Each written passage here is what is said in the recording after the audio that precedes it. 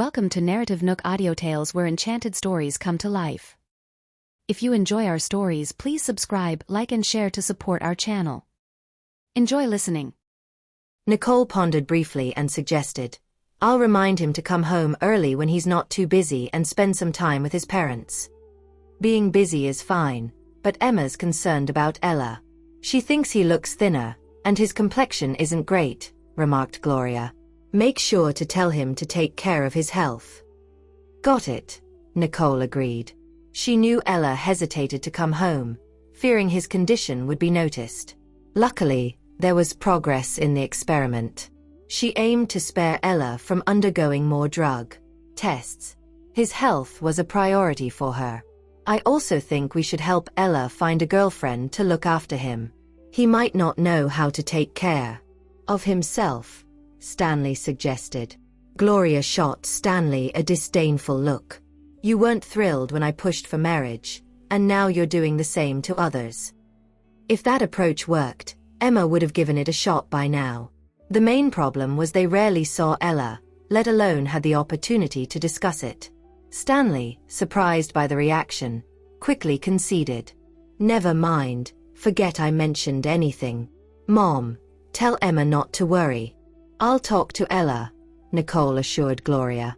"Great, he listens to you. Convince him," Gloria said, satisfied. It would also be a good explanation for Emma. As they chatted, breakfast concluded, and Tia arrived to pick up Nolan and Lana. Nolan and Lana put on their backpacks and headed toward Tia. "Nicole, I'll take them to school now," Tia informed her. "Sure," Nicole replied with a smile. "Wait for me," Stanley chimed in. He got up and joined them as they left. "Mom, Dad, we're heading to the office now," Nicole said, as she and Jared prepared to leave for work. Gloria nodded in agreement. "All right, be careful on the road." After leaving the house and getting into the car, they were on their way. "Let's drop by the hospital first," Nicole whispered. Patricia was still in the hospital, and Nicole was unsure about her current condition. "Sure," Max replied, directing the car toward the hospital. Upon arriving, Nicole got out of the car and turned to Jared. "You go ahead to the Johnston group. Don't wait for me. Lulu will be joining me shortly." "Okay," Jared agreed and left. Nicole walked into the hospital and headed to the ward. To her surprise, she saw Patricia sitting next to the bed, and it was Ella who was lying there. "Ms. Riddle." Patricia stood up immediately as Nicole entered. "What's happening?" Nicole asked, confused. She thought, wasn't Ella supposed to leave yesterday? Why is he now in a hospital bed? "He didn't leave yesterday. He was found in the hospital corridor with a high fever," Patricia explained. Feeling better, Patricia had the nurses assist Ella to the bed. Nicole approached and touched Ella's forehead. "The fever has gone down." "Yes, it just subsided not long ago, but he hasn't woken up yet," Patricia responded. "What did the doctor say?" Nicole asked. Patricia responded, "The doctor said it's fine once the fever subsides. He just needs a good rest after waking up." Nicole nodded, pulled up a chair, and sat down, inviting Patricia to do the same. Patricia took the seat. After glancing at Ella, Nicole turned to Patricia and said, "I want to talk to you about your injury." As Nicole looked at Patricia's face, Patricia instinctively covered it with her hand. Biting her lip hesitantly, Patricia responded, "Ms. Riddle, at first, I had hoped there might be a way to restore my face. I was prepared for the possibility it couldn't be healed, but now." Patricia looked toward Ella, still unconscious on the bed, and said with a pained expression, "I don't want him to do this for me, so I think I want to give up."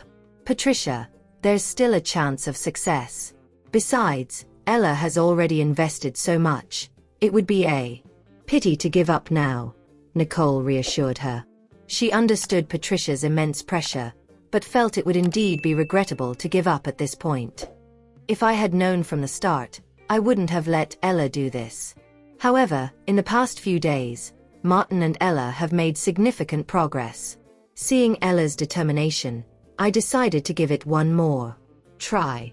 Ms. Riddle, I don't deserve his sacrifices, and it's really too dangerous, Patricia said, her voice growing softer, revealing her deepest concerns. Even if Ella appeared okay at the moment, the continuous drug tests might harm his body in the long run. I get your concerns. Rest assured, I won't let any harm come to him, Nicole reassured, then added. He's family after all. But I shouldn't let him to do this, Patricia said, chewing her lip, troubled by Ella's sacrifices that she couldn't repay. Nicole gently patted Patricia's hand and comforted her. Don't worry about that right now. What's important is your treatment. I still can't accept it. I don't know how to repay this, Patricia sighed, her inability to accept this with ease and peace of mind weighing on her. You shouldn't feel pressured. I'm not asking for any compensation. I just want to do something for you, Ella's voice, slightly hoarse, interjected. Nicole and Patricia turned toward Ella, realizing he had woken up. Don't move just yet. I'll call the doctor, Patricia said, stopping him as he attempted to get up. Ella waved her off. I'm fine. Take it slow, Patricia insisted, helping him sit up and then fetching a pillow for him to lean on. I'm not that weak, Ella said, pulling Patricia toward him. Sit down and listen to me. Patricia, biting her lip, hesitantly sat down. Now that you know, I won't hide it from you. Martin's research is indeed making progress. And now that Nicole has agreed to help us, you should have confidence. We can't give up now, Ella urged. Patricia. Taking a deep breath, Patricia, her eyes somewhat more resolute, responded. If that's the case, then I'll do it myself from now on. No, Ella immediately objected, shaking his head. You should just wait for the final results. If you want me to accept the treatment, then I'll do it myself, or else I won't accept it at all, Patricia declared firmly, refusing to budge. If this was something that had to be continued, she was ready to bear the consequences herself. Patricia. Ella tried to persuade her, but Patricia shook her head and turned to Nicole. Ms. Riddle, is that okay? Understanding Patricia's stance, Nicole thought for a moment before nodding. All right. Nicole. Ella sounded somewhat helpless. The matter was considered settled when Nicole agreed. Nicole glanced at Ella. Your body is indeed too weak. You should rest first. All right, I'm heading to the office now. We'll wait for Martin's update regarding the subsequent treatment, Nicole said as she stood up. Yes, Patricia agreed, escorting Nicole out of the ward. Don't worry, Ms. Riddle, I'll take care of him. He can go home once he's recovered. Nicole smiled and replied, Okay, good. After Nicole left, Patricia returned to the ward. Since you both have made your decisions, and won't listen to me anymore, I must be there during your treatment, Ella insisted, expressing his final resolve. If he couldn't do more for Patricia, he wanted at least to be by her side. Patricia glanced at Ella and sighed inwardly. I'll go get you some breakfast. Now that he was awake and without any immediate concerns, she decided to get something to eat first. Watching her leave, Ella felt a bit more at ease. Regardless of the situation, he was relieved that she was still willing to continue with the treatment. Nicole left the hospital, and Lulu arrived, slightly out of breath. Sorry, I got stuck in traffic. It's okay, let's go, Nicole said, smiling faintly at Lulu. Ah, we're leaving already? How is Patricia? Lulu asked. She's fine now. But Ella caught a cold and had a fever because he got wet in the rain. He just woke up, Nicole explained. Lulu, concerned, asked, Is Ella's body that weak? It's probably related to the drug trials, Nicole replied, biting her lips slightly. Then can he continue with the drug trials? His body might not be able to handle it, Lulu said, frowning. Ella's continued involvement in the trials could exhaust him, possibly weakening his body even more. It's fine. Patricia has agreed to continue the treatment but insists on doing it herself. Ella doesn't need to do anything anymore, Nicole reassured her. His body will be fine after some rest. Lulu looked worried. But, won't Patricia be in danger? I'll discuss it with Martin again. It should be fine, Nicole said, hailing a cab. Lulu joined Nicole in the taxi, and they headed toward Riddle Corporation. When Nicole arrived at her office, her secretary brought in a document and said, "Ms. Riddle, this is the project proposal from Time Marvel Consortium. It seems we need to bid for it." Okay, I got it, Nicole replied, taking the document as the secretary left. Lulu tilted her head and inquired, "Time Marvel, huh? Sounds like a decent project.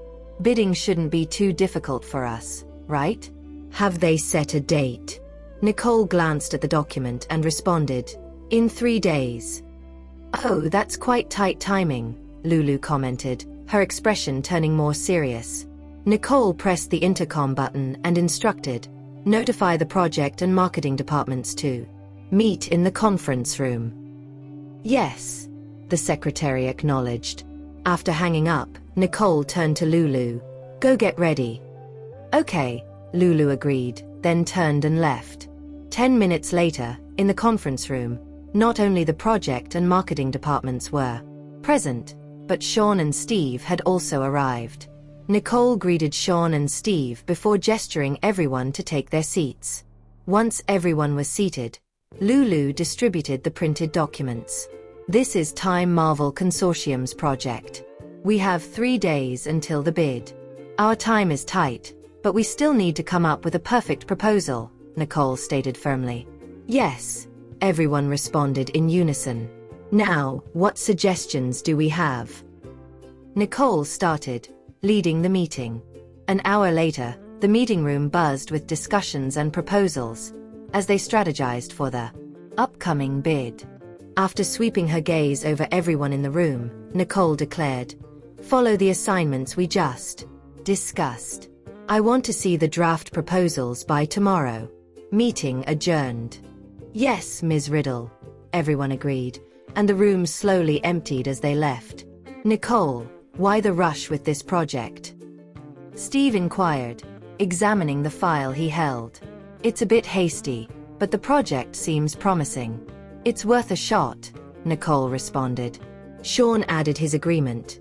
"Definitely worth a shot." Nicole smiled slightly.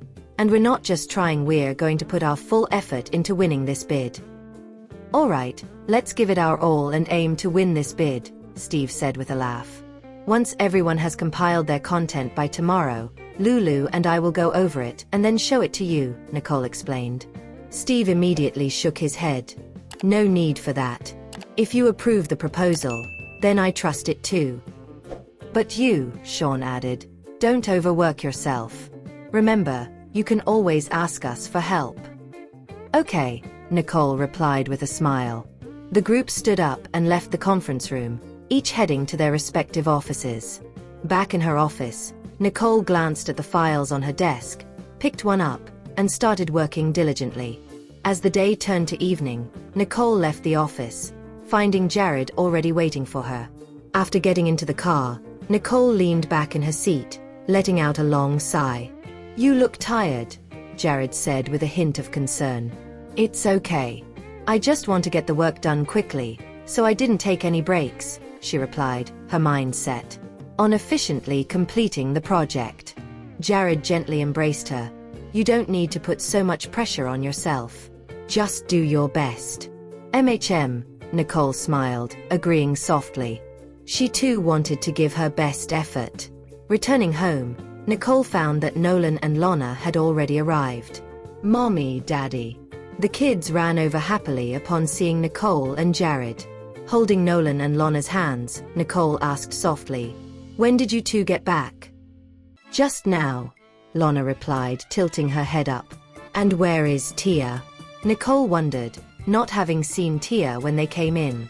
"Uncle took us home and then went out on a date with Tia," Nolan explained, shrugging his shoulders. They had gone straight to the living room after getting out of the car.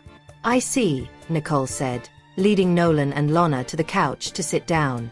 Gloria smiled and said, "They went out on a date, so I asked someone to check on Mrs. Wallace Sr. She won't be coming over for dinner, but she's being taken care of. That's good, Nicole said, relieved that Mrs. Wallace Sr. had someone looking after her. You've been busy with things. Perhaps you can take a break now, Gloria suggested meaningfully, pulling Nicole to her feet. Nicole, trying to change the subject, said, Mom, is dinner ready? I'm hungry. Knowing Nicole was avoiding the topic, Gloria still responded, Yes, it's ready. Let's eat. With that, Nicole stood up with Gloria and headed toward the dining room. Daniel also stood up, smiling at Jared and inviting, Let's go, Jared. All right, Jared agreed, and the two of them headed to the dining room.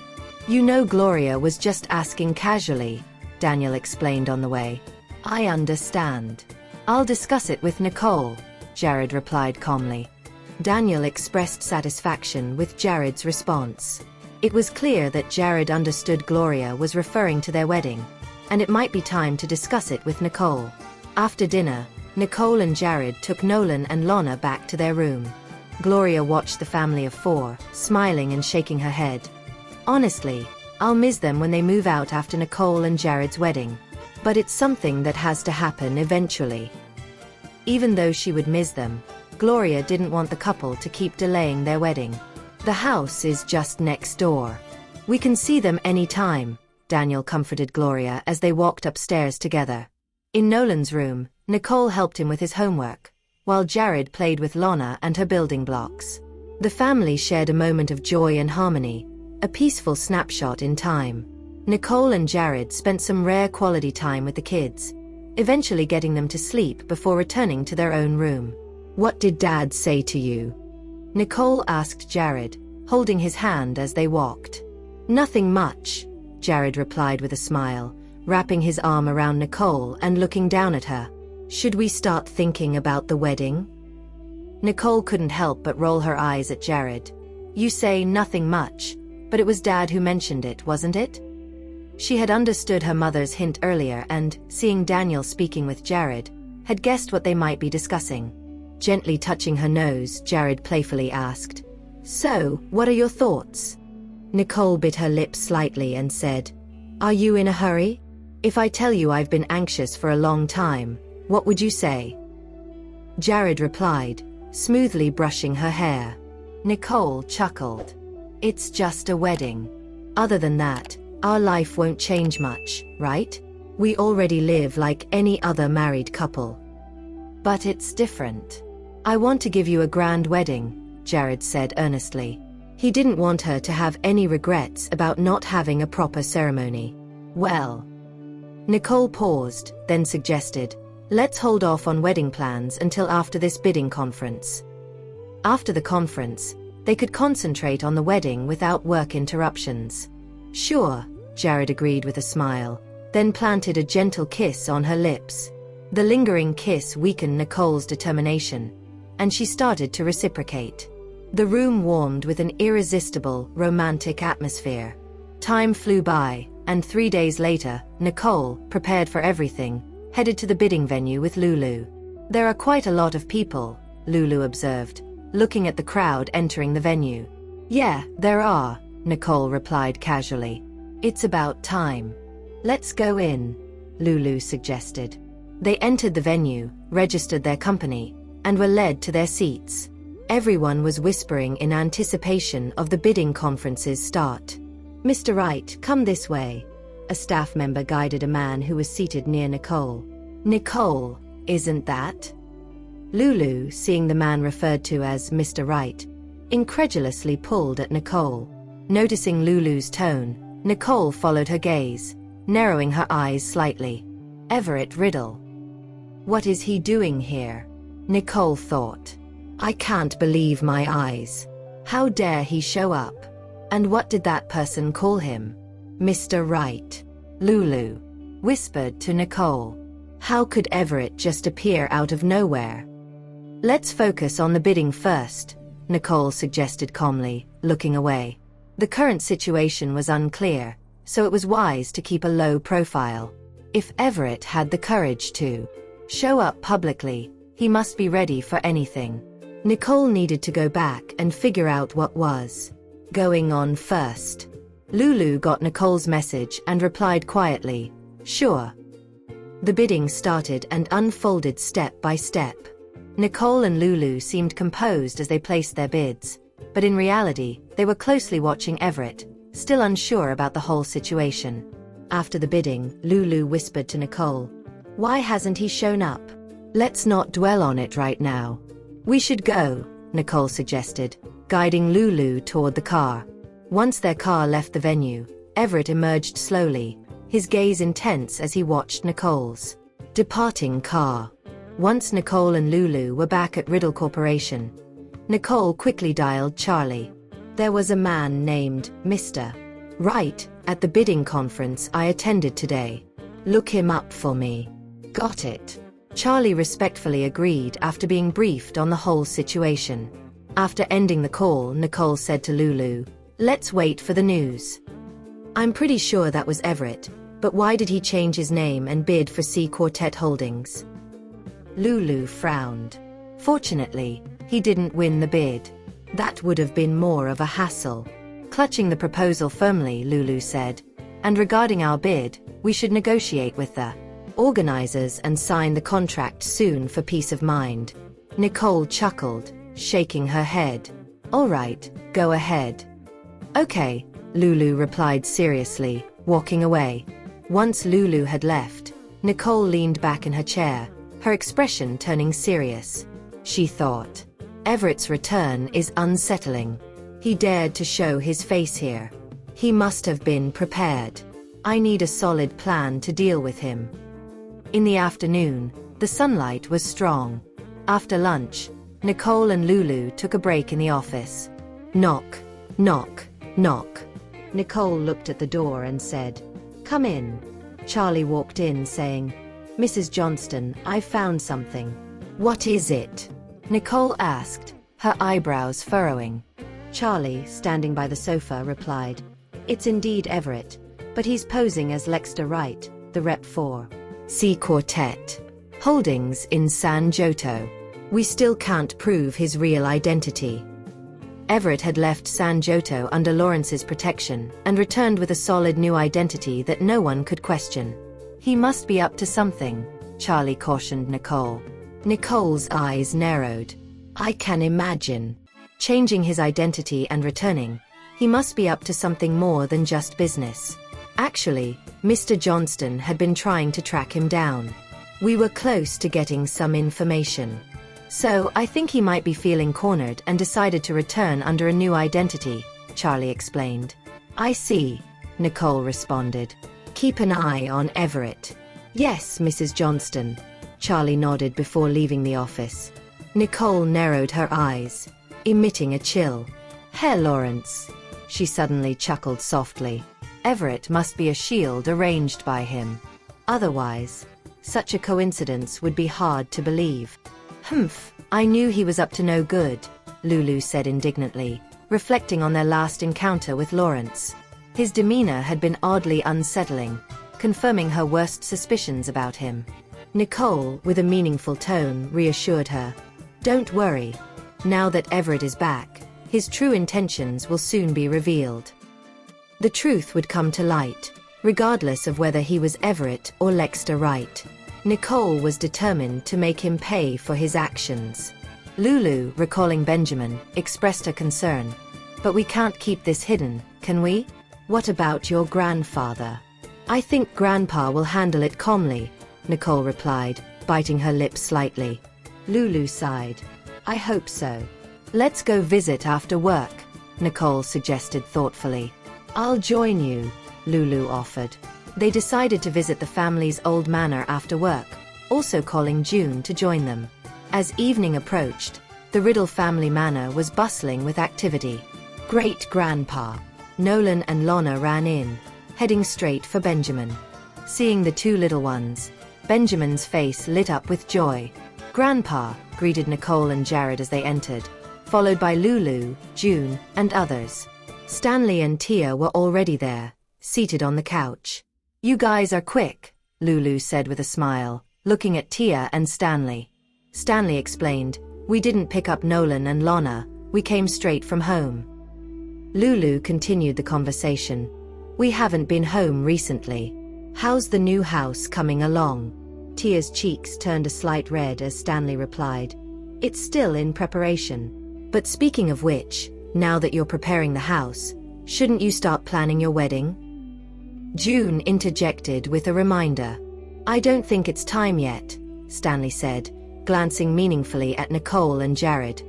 I heard they might be preparing for a wedding. Really? Lulu and June exclaimed in surprise. How could they not know about this? Nicole hadn't mentioned a word to them. Benjamin looked at Nicole and Jared with a mix of curiosity and anticipation in his eyes. Biting her lips slightly, Nicole's voice was soft. It seems not yet. But this is a happy occasion. Once everything is ready, why wait any longer? Karen said with a smile.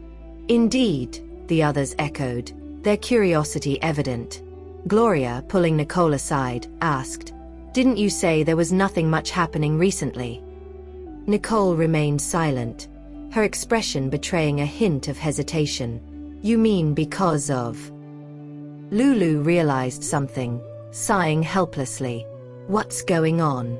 June asked Lulu, noticing her knowledge of the situation. Lulu glanced at Benjamin, who furrowed his brow and said, Just speak up if there's something. What's the matter? The urgency in everyone's voices grew, sensing that something significant had happened. Biting her lip, Lulu spoke softly. Actually, today at the bidding, we encountered Everett, who now goes by Lexter Wright. He dared to come back. Karen exploded in anger. After what he did to Dad and then framing us, how could he dare return? The problem is, he's not Everett now, he's Lexter, Lulu reiterated. It doesn't matter who he is, the bad deeds are his doing, Karen said, her face pale with anger. Dylan tried to calm Karen. Don't rush, let's figure out what's really going on. Daniel, recovering from his shock, asked Nicole, Are you sure about this? We've confirmed it. There's no mistake, and I've seen him myself. How could she possibly mistake someone she'd seen with her own eyes? But Daniel started to say something, only to be interrupted by Benjamin. It's about time for dinner. Let's eat. Everyone was momentarily stunned. Then Dylan invited everyone. All right, let's have dinner. The family paused. Then together, without bringing up the matter again, they rose and headed to the dining room. We're late, Dexter and Emma said as they entered with Ella. We waited for Ella for a bit, then got stuck in traffic. No problem, we were just about to eat. Come on over, Dylan invited them. All right, they agreed, and the whole family settled down in the dining room.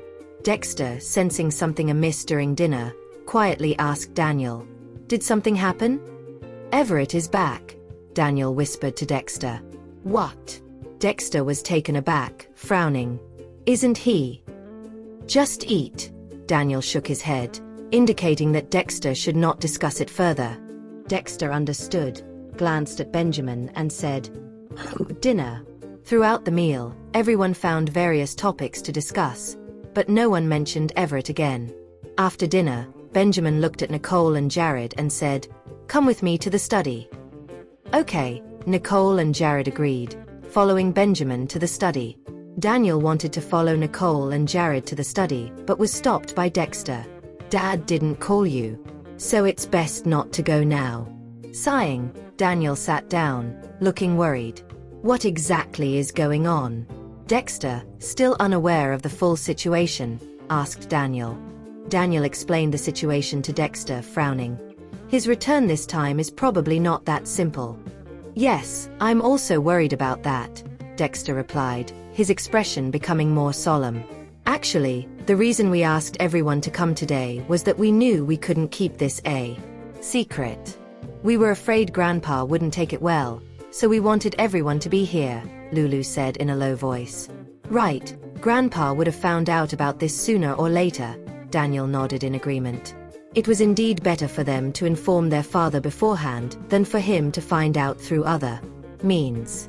I just wonder. Lulu looked towards the study, muttering, "What exactly is Benjamin discussing with Nicole?"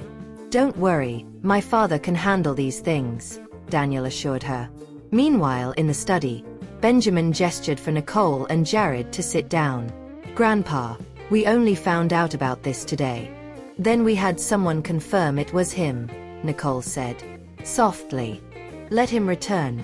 Benjamin's tone was calm, reminding Nicole, "I called you in here to remind you that he probably has bad intentions.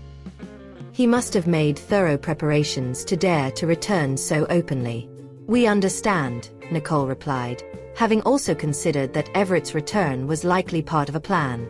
Benjamin looked at Nicole and added, "Don't worry about me. You handle things as you see fit." Benjamin understood that everyone had come back today because of Everett's situation. "These issues can't shake me anymore," he reflected, knowing that each person must take responsibility for their actions. "Okay, we understand," Nicole responded. "You can go now." "I'd like to be alone for a while," Benjamin indicated to Nicole and Jared. "Grandpa." Nicole looked at Benjamin with some concern. "It's fine, go ahead," Benjamin reassured her with a wave of his hand. Hesitating, Nicole bit her lip and then said, "I'll have the butler bring up some tea." She was uneasy about leaving her grandfather alone and thought it best to have the butler keep him company. Jared patted Nicole's shoulder. "Let's go." As Nicole left the study, Jared paused, turning to Benjamin. "Grandpa, I will protect her. She won't come to any harm." Benjamin nodded in approval. "Good, I believe you." Jared left the study, his eyes reflecting a deep resolve. He could tell that Benjamin was more worried about Nicole. After leaving the study, Nicole and Jared went downstairs. "Where's Grandpa?" Daniel asked, noticing Benjamin hadn't come down. "He said he wanted to be alone for a while," Nicole replied, then turned to the butler. "Please take a cup of tea to Grandpa." "Yes," the butler agreed, preparing to do so. Lulu asked Nicole with some concern, "Is Grandpa okay?" "He's fine," Nicole shook her head, reassuring everyone. "Let's all head back for now." "All right," everyone agreed, though they were still a bit worried. At this time, leaving seemed the only option. "Don't worry, I'll keep an eye on things here," Dylan assured everyone as they prepared to leave. "All right, I'll come by again tomorrow," Daniel said, accepting the situation. "Yeah, I'll be here too," Dexter added. Everyone gradually left the old house, heading towards their cars, ready to leave. "Nicole, see you at the company tomorrow," Lulu said as she and Nicole said their goodbyes. Lulu then pulled Spencer along with her into the car. "I can't believe it. Everett dares to come back," Spencer muttered in disbelief. Lulu replied with a grimace. "You have no idea how shocked I was when I saw Everett." "I can imagine," Spencer nodded. "If he were in Lulu's shoes, he'd be just as stunned."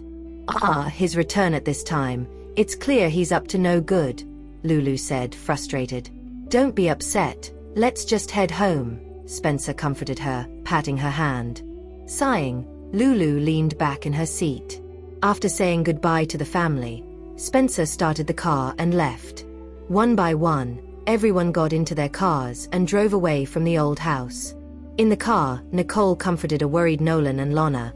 "It's okay, these are just minor issues, Daddy and Mommy can handle them."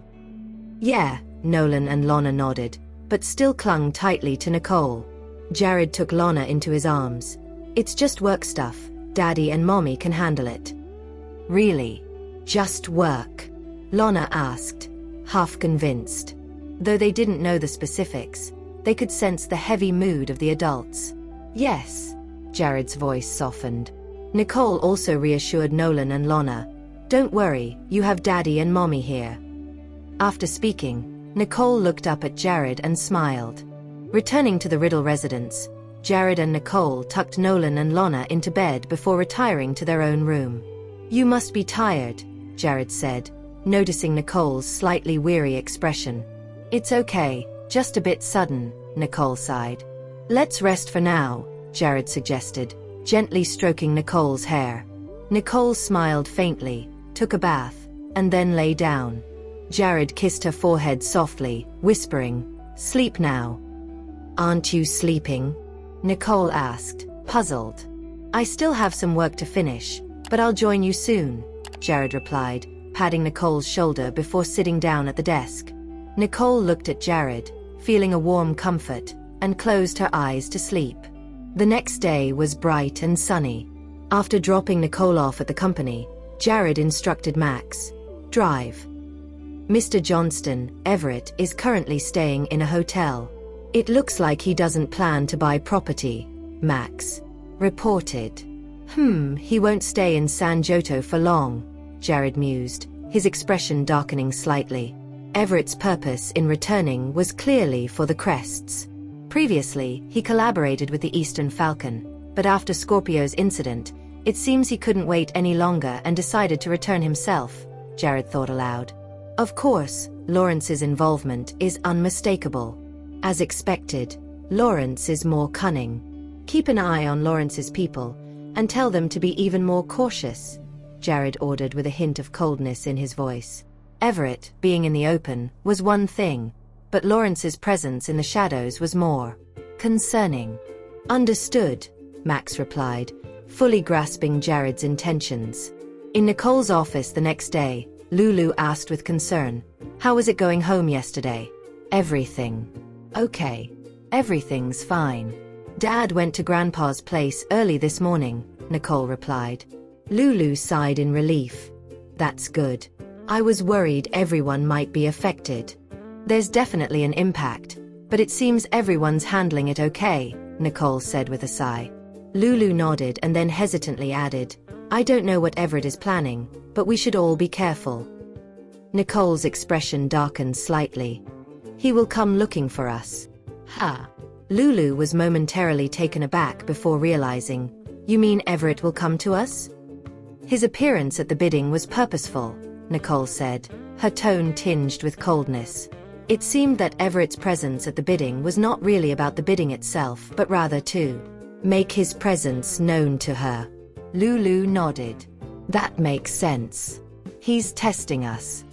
He wants to see our reaction, to make us lose our composure," Nicole thought. Her gaze deepened. If Everett was back as a businessman, they would inevitably meet more often, likely part of Everett's deliberate planning. Lulu bit her lip in frustration, grinding her teeth, clearly angered by the situation. "Let's not think about it for now. Go back to work," Nicole comforted Lulu. Whatever was to come would come, and Nicole wasn't afraid. "Okay," Lulu sighed, knowing that stewing over it here wouldn't help, and left. After Lulu left, Nicole took a deep breath and picked up the documents on her desk, immersing herself in work. Meanwhile, elsewhere, Everett stood in front of a hotel window, gazing at the outside world, his eyes deep and thoughtful. Lawrence, that cunning fox. Did he think ignoring him would leave him powerless? If you have enjoyed this story, please like and share so others can see it too. Also hit the subscription button and notification bell so you can be notified on our next release. Thank you for your support. God bless you.